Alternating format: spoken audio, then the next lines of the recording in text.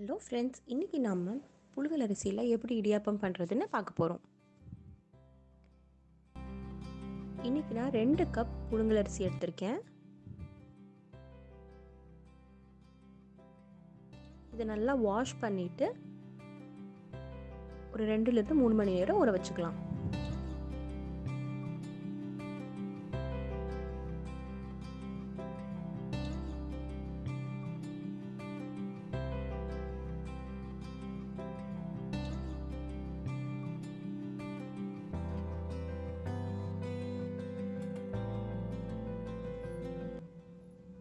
இப்போது இது 3 மணி நேரம் நல்லா ஊறியிருக்கு. 2 கப்பு தாங்கிறதுனால நான் மிக்சிலேயே இன்றைக்கி அரைச்சி எடுத்துக்க போகிறேன்.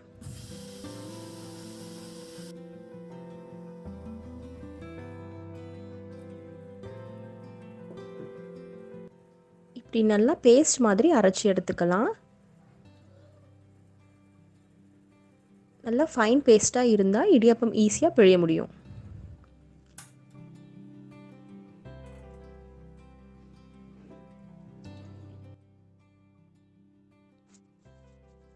ஒரு கடாயில் 2லேருந்து 3 டேபிள் ஸ்பூன் ஆயில் விட்டுக்கலாம்.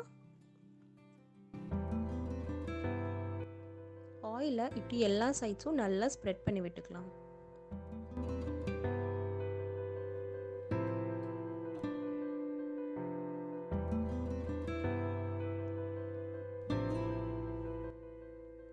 பேன் கொஞ்சம் ஹீட் ஆன உடனே நம்ம அரைச்சி வச்சுருக்க இடியாப்ப மாவை உள்ளே கொட்டிடலாம்.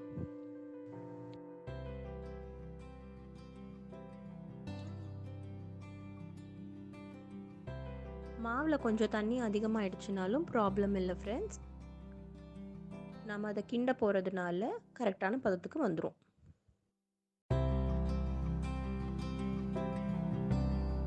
கொஞ்சமாக சால்ட் சேர்த்திக்கலாம். மாவு கொட்டின உடனேவே அடுப்பை நல்லா சிம்மில் வச்சுக்கோங்க. சிம்மில் வச்சுட்டு இப்படி கிளறி விட்டுட்டே இருங்க.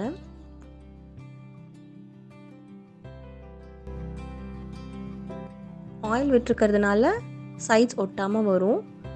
உங்ககிட்ட நான்ஸ்டிக் இருந்தால் யூஸ் பண்ணுங்கள், இல்லைனாலும் ப்ராப்ளம் இல்லை. நம்ம சுற்றி எண்ணெய் விட்டுருக்கிறதுனால பெருசாக அடி பிடிக்காது.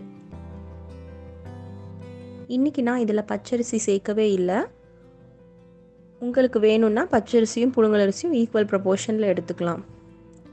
அதாவது 2 கப் புழுங்கலரிசிக்கு பதிலாக 1 கப் புழுங்கலரிசியும் 1 கப் பச்சரிசியும் சேர்த்திக்கலாம். எதுக்காக இவ்வளோ கஷ்டப்பட்டு மாவு பிழிஞ்சு இடியாப்பம் செய்யணும், அரிசி மாவுலேயே செஞ்சுக்கலாமே அப்படின்னு நீங்கள் கேட்கலாம். அரிசி மாவில் செய்கிற இடியாப்பமும் நல்லா தான் இருக்கும். ஆனால் அது ஆறுனா ஒரு மாதிரி சாஃப்ட்னஸ் எல்லாம் போய் கம்பி கம்பியாக ஆகிடும் இல்லையா? இந்த மாதிரி நம்மளே மாவு அரைச்சி செய்கிற இடியாப்பம் ஒரு நாள் ஃபுல்லாக ஆனாலும் சாஃப்ட்னஸ் குறையாமல் பஞ்சு மாதிரி இருக்குங்க. இந்த மாதிரி நல்லா கிளறி விட்டுட்டே இருக்கும்போது ஒரு ஸ்டேஜில் மாவு திரண்டு ரவுண்டாக வரும். அதுதான் கரெக்டான பதம்.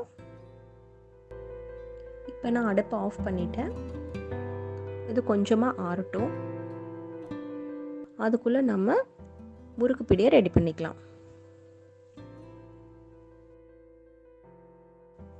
இப்போ முறுக்கு பிடியை சுற்றி எல்லா சைட்ஸும் ஆயில் அப்ளை பண்ணிக்கலாம். அதில் ஃபைன் ஹோல்ஸ் இருக்கும் இல்லையா, அந்த தட்டை எடுத்துகிட்டு உள்ளே போட்டுட்டு நம்ம திரட்டி வச்சுருக்க மாவு எடுத்து நல்லா உள்ளே ஃபில் பண்ணிக்கலாம்.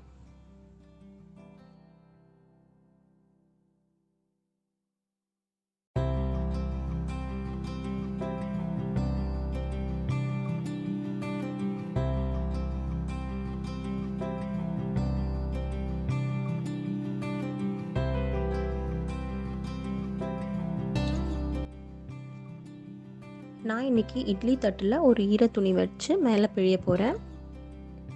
துணி இல்லட்டானாலும் பரவாயில்ல, ஆயில் அப்ளை பண்ணிவிட்டு நீங்கள் தட்டுலேயே கூட பிழிஞ்சிக்கலாம். எவ்வளோ ஈஸியாக பிழிய வருது பார்த்தீங்களா? மாவு கரெக்டான பதத்தில் இருக்கிறதுனால இடியாப்பம் பிழியறதுக்கு ஈஸியாக இருக்கும். நான் இட்லி பானையை ஆல்ரெடி ரெடி பண்ணி வச்சுருக்கேன். அதில் கொஞ்சம் தண்ணி ஊற்றி நல்லா கொதிச்சுட்ருக்கும்போது நம்ம பிழிஞ்சு வச்சுருக்க இடியாப்பத்தை உள்ளே வச்சிடலாம். கரெக்டாக 7 to 8 மினிட்ஸ் வேக வச்சா போதும். இன்றைக்கி நான் கரெக்டாக 8 மினிட்ஸ் வேக வச்சுருக்கேன். நீங்கள் ஓப்பன் பண்ணி பார்த்தாலே தெரியும் இடியாப்பம் நல்லா வெந்து வந்திருக்கும்.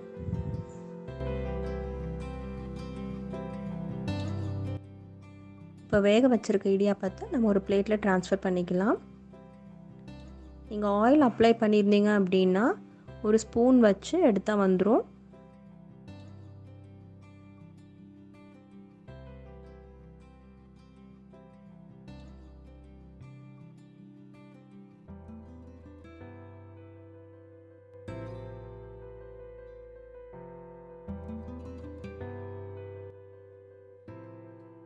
மாதிரி கிளாத்தில் பிழிஞ்சிருக்கீங்க அப்படின்னா இந்த மாதிரி திருப்பி போட்டு லைட்டாக தண்ணி தெளித்தா ஈஸியாக ஒட்டாமல் வரும்.